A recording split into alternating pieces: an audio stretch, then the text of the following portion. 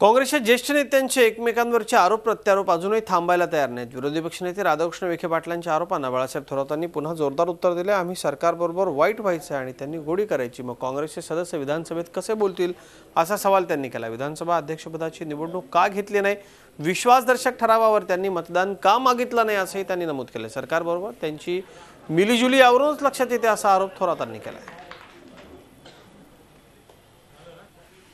राधाकृष्ण विखे पाटील शेवटी त्यांची भूमिका सरकारच्या विरुद्ध किती तीव्र आहे हे पाहिल्यानंतर सर्व आम्ही सदस्य जे आहोत टीमचे सदस्य ते बोलणार आहे। जर त्यांचीच भूमिका संशयास्पद असेल तर आम्ही सरकारबरोबर वाईट व्हायचं, त्यांनी मात्र गोडी करायची असं असलं तर कुणीच बोलणार नाही। विरोधी पक्षनेते राधाकृष्ण विखे पाटील यांचं सरकारची साठलोटा आहे असा आपला थेट आरोप आहे। असं मीच म्हणतो असं नाही, परसेप्शन ते सर्व सर्व सर्व लोक ते म्हणतात, मीच म्हणतो असं नाही। अध्यक्षांच्या पदाची निवडणूक का घेतली नाही हेच आम्हाला समजलं नाही।